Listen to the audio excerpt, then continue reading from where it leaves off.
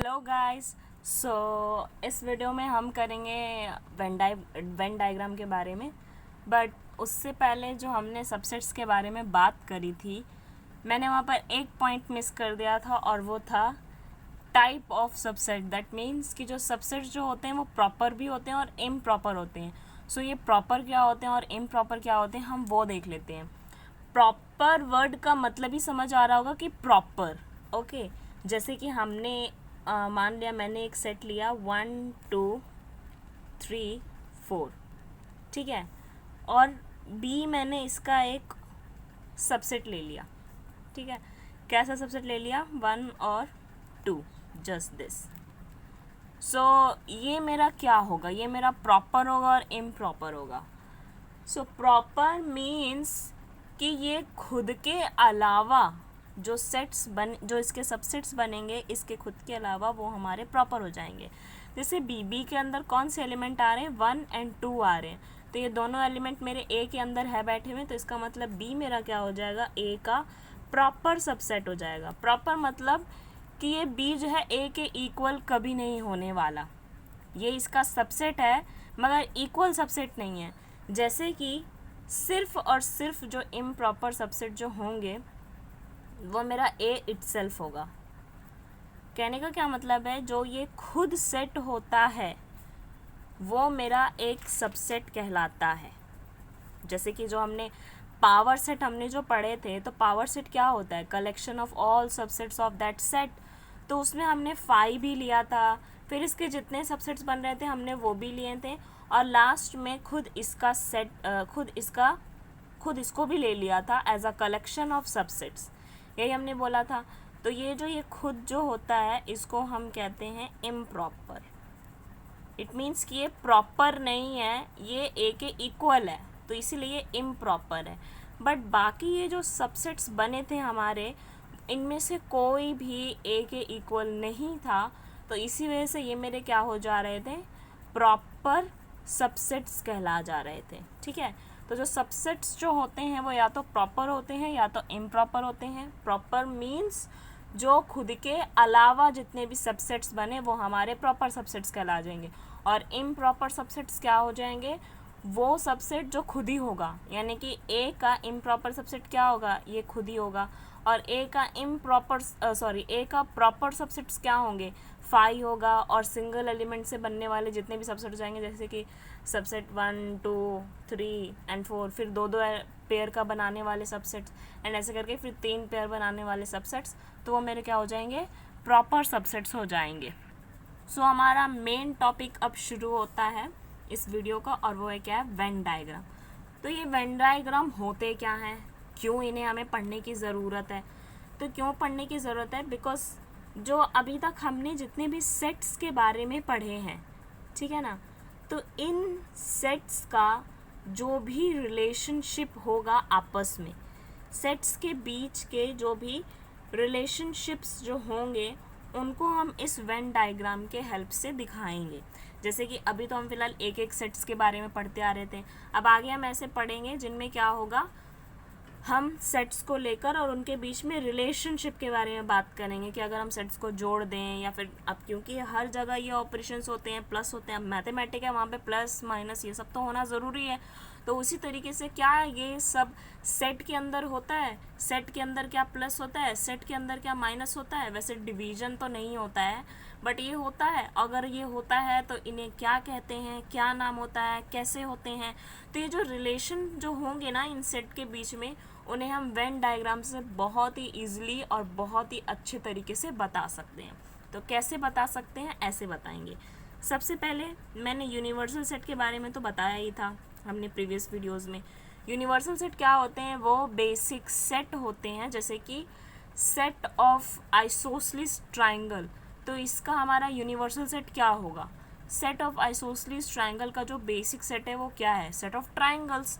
तो इस वजह से उसका यूनिवर्सल सेट क्या बन जाएगा, सेट ऑफ ट्राइंगल्स। उसी तरीके से जितने भी numbers, set of natural numbers, तो इसका हमारा यूनिवर्सल सेट क्या होगा।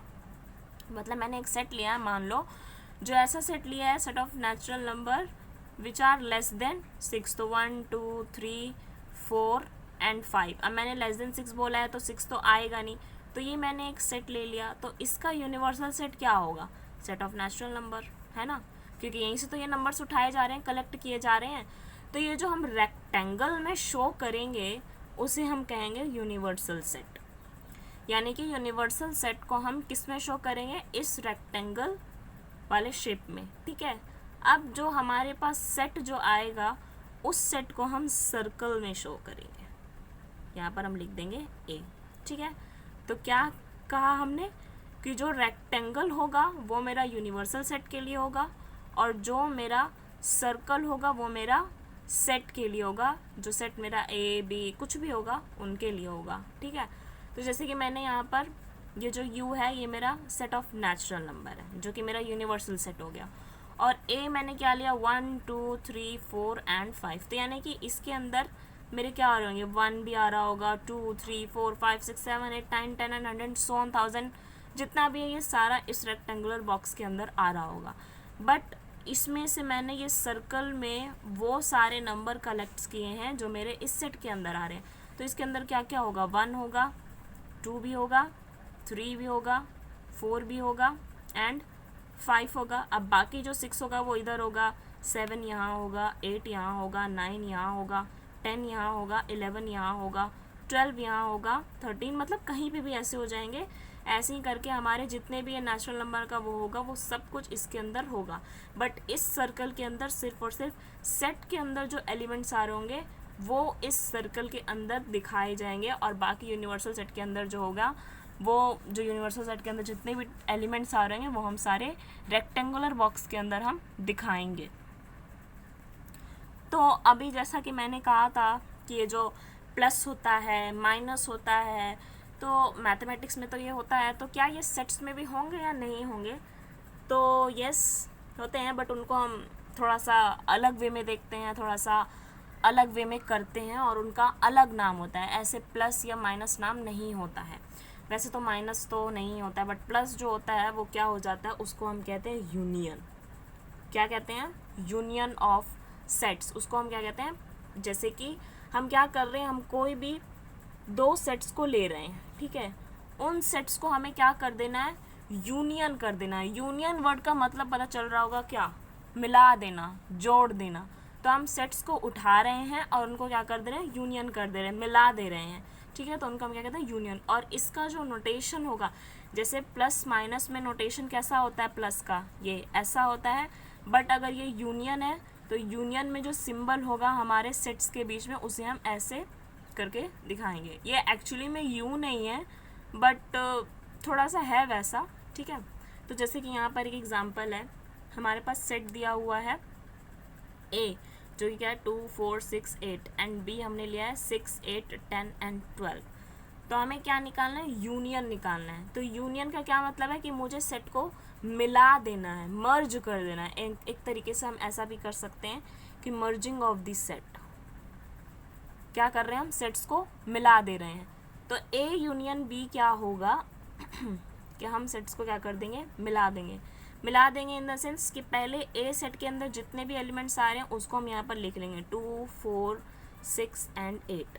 उसके बाद जो बी सेट के अंदर जितने भी एलिमेंट्स आ रहे हैं उसको हम यहाँ पर लिखेंगे। बट एक बात ध्यान में रखना है कि एलिमेंट्स रिपीट नहीं होने चाहिए। ये हमने सेट में ही स्टार्टिंग में पढ़ लिया था कि एलिमेंट्स रिपीट नहीं होने चाहिए। तो हम यहाँ पर देख लेते हैं बी में क्या आ रहा है, 6 8 10 एंड 12।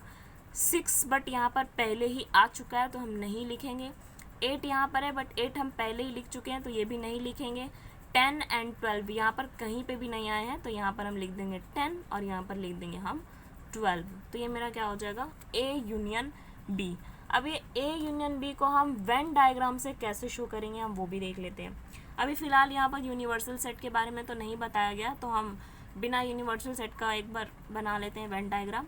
ये मैंने लिया सेट ए और ये मैंने लिया सेट बी,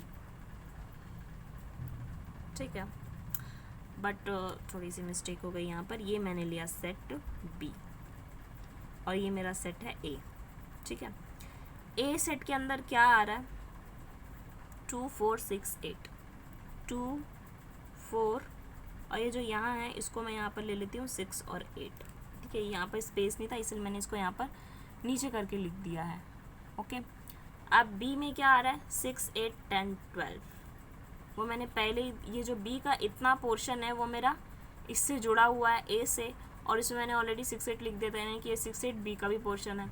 उसके बाद क्या है 10 है और ये है 12। तो एक्चुअली में ए यूनियन बी क्या होगा, ये पूरा, ये वाला पूरा और ये वाला पूरा, यानी कि ये पूरा दोनों सर्कल और साथ में ये वाला जो है ये सब कुछ, ये पूरा मेरा क्या हो जाएगा ए यूनियन बी हो जाएगा, ये शेडेड वाला रीजन। ठीक है, सेकंड पार्ट देख लेते हैं। इसमें हमारे पास क्या है ए ई आई ओ यू, और इसमें देख लेते हैं ए आई यू। इसमें हम ए यूनियन बी निकालना है। ठीक है, तो ए के एलिमेंट्स हम पहले सारे कलेक्ट कर लेते हैं। क्या है, ए है, ई है, आई है, ओ है एंड यू है। अब हम बी के एलिमेंट देख लेते हैं। बी में क्या आ रहा है ए, क्या मैंने यहाँ पर ए पहले ही लिख दिया, यस, तो मुझे अब दोबारा लिखने की ज़रूरत नहीं है। इसमें क्या आ रहा है आई, तो क्या मैंने आई पहले ही लिख दिया, तो यस, इसको भी दोबारा लिखने की ज़रूरत नहीं होगी। अब ये यू है, तो क्या मैंने यू पहले लिख दिया, तो यस मैंने लिख दिया, तो यानी कि इसको भी अब लिखने की ज़रूरत नहीं है। अब वेन डायग्राम बनाते वक्त हमें क्या ध्यान रखना है, सबसे पहले हम क्या करेंगे, जो कॉमन एलिमेंट आते हैं ना उसको हम अलग लिख लेंगे। ठीक है, तो इस ए और इस बी में कॉमन एलिमेंट्स कौन से हैं, जो कॉमन एलिमेंट्स हैं उनको हम पहले इकट्ठा कर लेंगे। कौन से कॉमन एलिमेंट्स हैं इनमें, ए है क्योंकि ए इसमें भी है और इसमें भी है, फिर आई इसमें भी है और इसमें भी है, तो फिर एक आई आ गया, और फिर यू इसमें भी है और इसमें भी है, फिर ये यू भी आ गया। इन शॉर्ट देखो तो ये चीज़ जो है वो पूरा का पूरा देखो मेरा ए ही बन गया, क्योंकि ए के अंदर सारे वही एलिमेंट आ रहे हैं, ए ई आई ओ यू, और ए यूनियन बी में भी वही एलिमेंट आ रहे हैं, ए ई आई ओ एंड यू, तो ये मेरा पूरा का पूरा ए बन गया।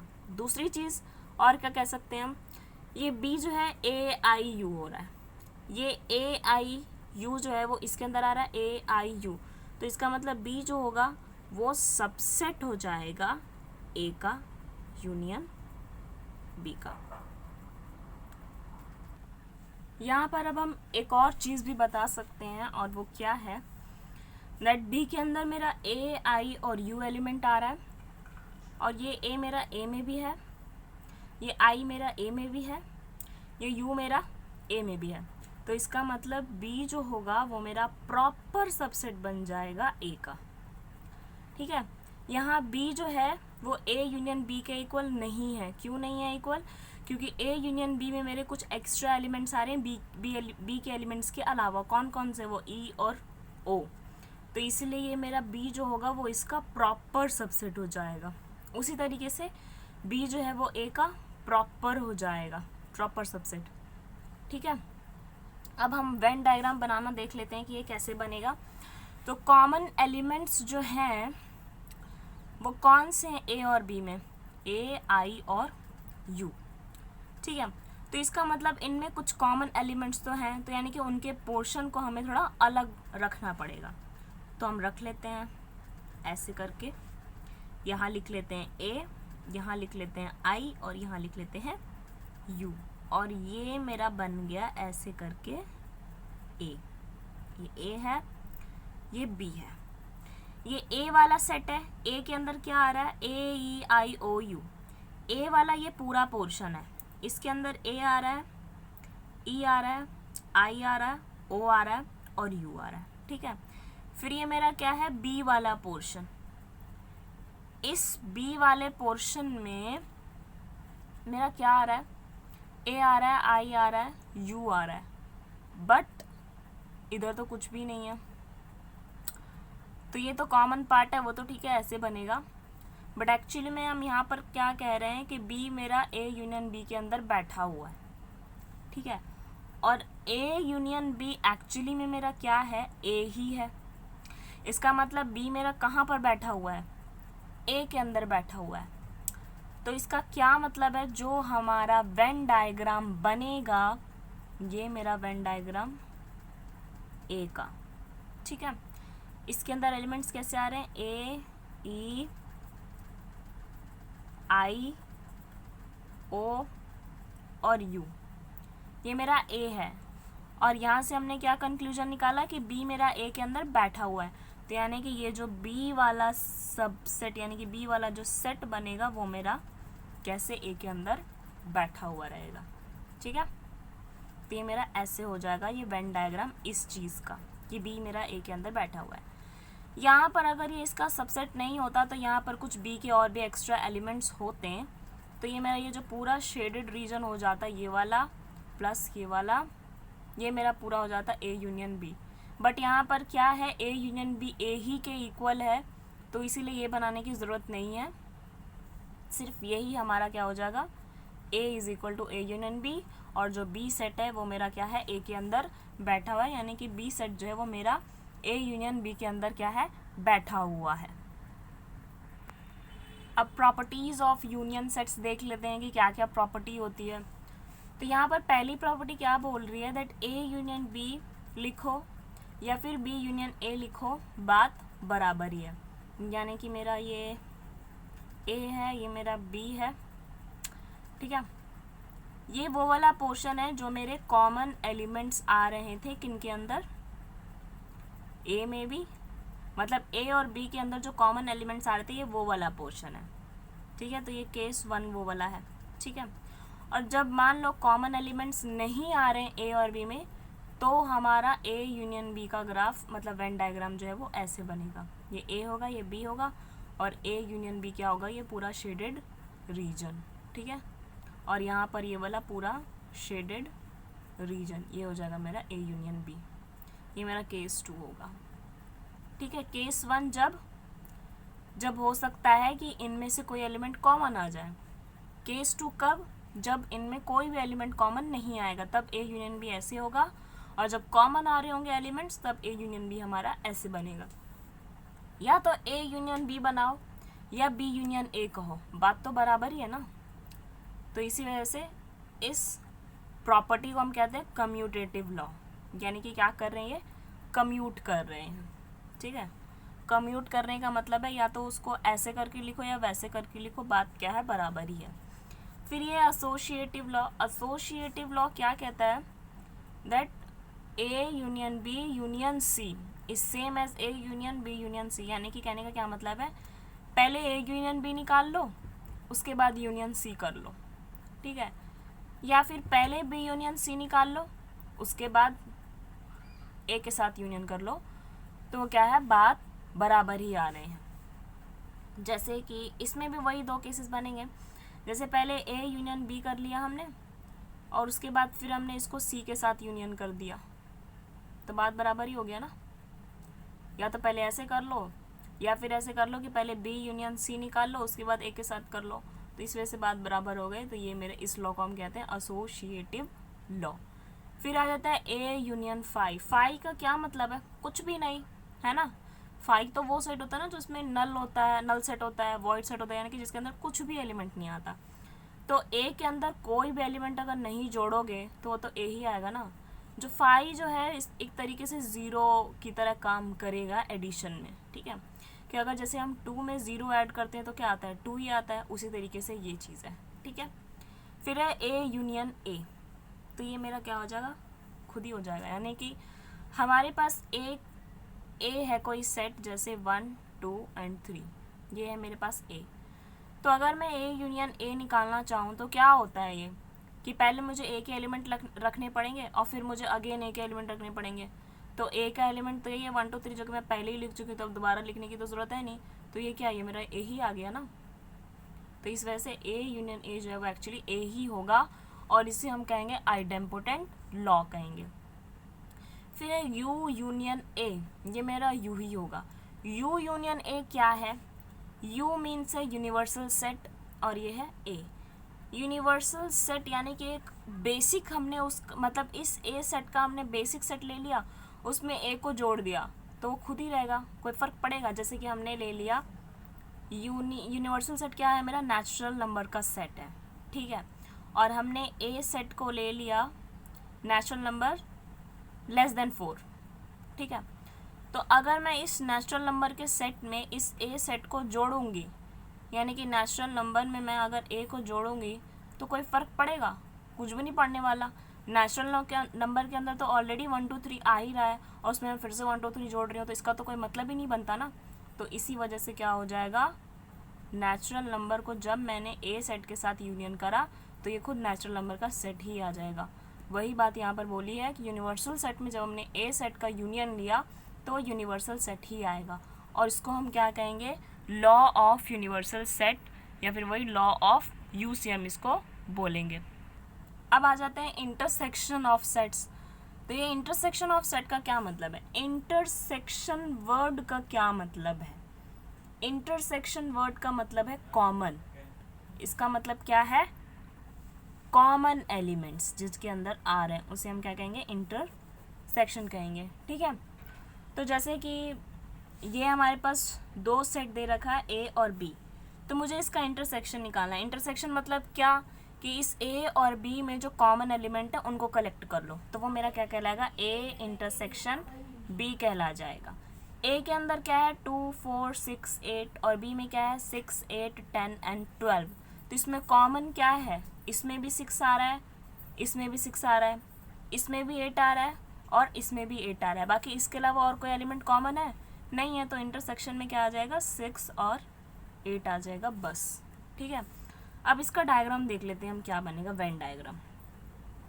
तो ये मैंने ए लिया, ये मैंने बी लिया। ए क्या है 2 4 6 एंड 8, ये ए वाला था ना पोर्शन, तो मैंने इसमें 6 और 8 डाल दिया। बी वाले पोर्शन में क्या आ रहा है 6 8 पहले लिख दिया, 10 और 12। तो देखो ये जो 6 8 है, यानी कि जो ऐसा वाला पोर्शन बन रहा है, ये वाले पोर्शन को हम क्या कहेंगे, ए इंटरसेक्शन बी का वेन डायग्राम। सिर्फ इतना सा पोर्शन को, यूनियन क्या होता था, ये पूरा पोर्शन आ जाता था यूनियन में, बट इंटरसेक्शन में क्या, सिर्फ कॉमन वाला पोर्शन हमारा इंटरसेक्शन का पोर्शन आ जाएगा।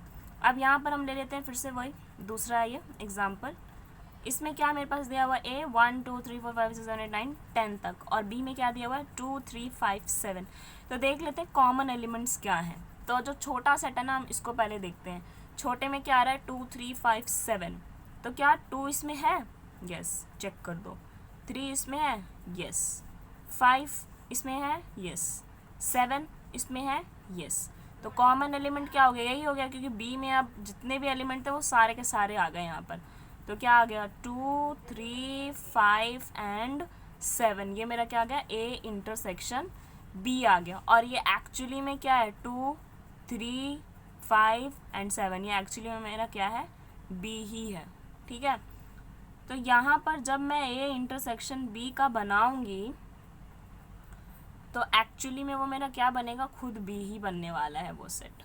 ठीक है, तो ये जो मेरा बी होगा, यानी कि 2 3 5 7, ये मेरा क्या होगा, ए इंटरसेक्शन बी हो जाएगा।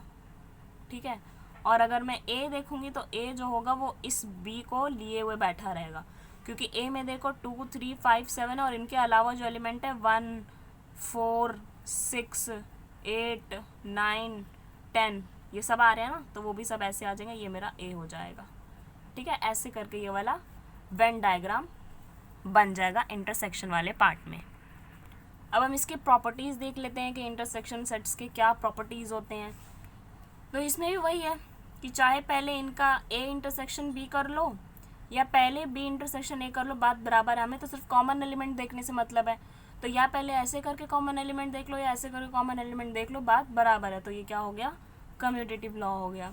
फिर ऐसे ही कि पहले ए इंटरसेक्शन बी निकाल लो, फिर उसका इंटरसेक्शन सी के साथ निकालो, या फिर पहले ऐसे कर लो बी इंटरसेक्शन सी निकाल लो, फिर उसका इंटरसेक्शन ए के साथ निकाल लो, बात बराबर हो गया, वो मेरा एसोसिएटिव लॉ हो जाएगा। फिर यहाँ पर आता है फाई इंटरसेक्शन ए। अब यहाँ पर देखने वाली बात है, क्या है वो देखने वाली बात, यहाँ पर फाई का मतलब क्या है, वॉइड, यानी कि कुछ भी नहीं, नल, है ना। यानी फाई सेट वो सेट होता है जिसके अंदर कुछ भी नहीं आ रहा होता है। तो हमने एक ऐसा सेट लिया जिसके अंदर कुछ भी नहीं आ रहा है, और एक ऐसा सेट ले लिया जिसके अंदर 1 2 3 आ रहा है। तो कॉमन क्या है इन दोनों के अंदर, इसके अंदर वो भी एलिमेंट आ रहा है जिसमें कुछ भी नहीं है ना। इसके अंदर वो भी एलिमेंट आ रहा है जिसमें कुछ भी नहीं है, और इसमें 1 2 3 भी आ रहा है और कुछ भी नहीं भी आ रहा है। तो कॉमन क्या हो गया, कुछ भी नहीं। तो इसीलिए इनका इंटरसेक्शन क्या हो जाएगा, कुछ भी नहीं हो जाएगा, यानी कि वॉइड सेट हो जाएगा। ठीक है, जस्ट लाइक कि अगर मैंने 2 को 0 के साथ मल्टीप्लाई किया तो मुझे क्या मिल जाता है, 0 मिल जाता है। वैसे यहाँ पर हो रहा है ये। ठीक है, अब यहाँ पर आता है यूनिवर्सल सेट इंटरसेक्शन विथ ए। तो वही हमने एक नेचुरल नंबर जो है वो यूनिवर्सल सेट ले लिया और ए को मैंने ले लिया 1, 2 एंड 3। अब मैं अगर नेचुरल नंबर का ए के साथ इंटरसेक्शन निकालूं तो क्या आएगा, नेचुरल नंबर सेट के अंदर 1, 2, 3 एलिमेंट आ रहे होंगे, तो ये इसका मतलब कॉमन हो गया, तो ये मेरा यही आ जाएगा ना 1, 2, 3, और ये एक्चुअली में क्या है, ए है। ठीक है, तो ये इस तरीके से हो जाएगा, यानी कि जब मैं यूनिवर्सल सेट का ए के साथ इंटरसेक्शन लूँगी तो मुझे वो वाला सेट मिल जाएगा। ठीक है, ये वही law of universal set and phi हो जाएगा। फिर आइडेम्पोटेंट में क्या है कि अगर ए इंटरसेक्शन ए करूँ तो मुझे ए ही मिलने वाला है। ए मेरा मान लो मैंने ये लिया है, अगर मैं ए का ए के साथ ही इंटरसेक्शन निकाल रही हूँ तो मेरा क्या मिलेगा, इसका मैं इसी से कॉमन निकालूंगी तो यही तो एलिमेंट्स आ जाएंगे ना, इनके अलावा और तो कुछ उठ कर आएंगे नहीं, तो ये मेरा ए ही है एक्चुअली में। ठीक है, तो इंटरसेक्शन में मेरा ए ही आ जाएगा। अब ये एक काफ़ी इम्पॉर्टेंट प्रॉपर्टी है और ये प्रॉपर्टी होती है डिस्ट्रीब्यूटिव लॉ। डिस्ट्रीब्यूटिव लॉ का मतलब क्या है कि हम इसको क्या कर रहे हैं, डिस्ट्रीब्यूट कर दे रहे हैं। तो क्या कहलाता है इसमें कि हमने पहले 2 सेट का यूनियन करा, उसके बाद उसका इंटरसेक्शन लिया दूसरे सेट के साथ। तो इसका क्या मतलब है कि ए का हम पहले बी के साथ इंटरसेक्शन ले रहे हैं, फिर ये वाला यूनियन एज इट इज़, फिर इस ए को हम सी के साथ इंटरसेक्शन ले रहे हैं जैसे हमने यहाँ पर ये लिया था। इट्स जस्ट लाइक कि जैसे कि हम यहाँ पर ऐसे करते थे, टू इंटरसेक्शन का मतलब ये अज्यूम कर लो मल्टीप्लाई। ठीक है, इंटरसेक्शन का मतलब ओके तो यहाँ पर 2 और इंटरसेक्शन को मैंने लिया मल्टीप्लाई, फिर प्लस यूनियन का मतलब क्या मैंने बोला था प्लस, तो यहाँ पर कर लेंगे 3 + 6 मान लेते। तो इसमें हम कैसे करते थे, 2 को पहले 3 से मल्टीप्लाई करते थे, फिर ये वाला प्लस एज इट इज़, फिर 2 को हम 6 के साथ मल्टीप्लाई करते थे। तो ये ऐसे ही तो ये चीज़ भी हो रहा है, यही हो रहा है ना। इंटरसेक्शन मतलब मल्टीप्लाई, तो ए को मैंने पहले बी के साथ इंटरसेक्शन लिया, फिर यूनियन कर दिया। ठीक है, फिर उसके बाद ए को मैंने सी के साथ मल्टीप्लाई कर लिया, यानी कि इंटरसेक्शन ले लिया। तो ये मेरे प्रॉपर्टीज़ ऑफ इंटरसेक्शन सेट्स के कुछ प्रॉपर्टीज़ थे। उसके बाद अब जो बाकी नेक्स्ट टॉपिक जो आएगा कॉम्प्लीमेंट सेट वाला या फिर इससे रिलेटेड जो भी आएगा वो हम नेक्स्ट वीडियो में करेंगे। So thanks for watching my video, thank you.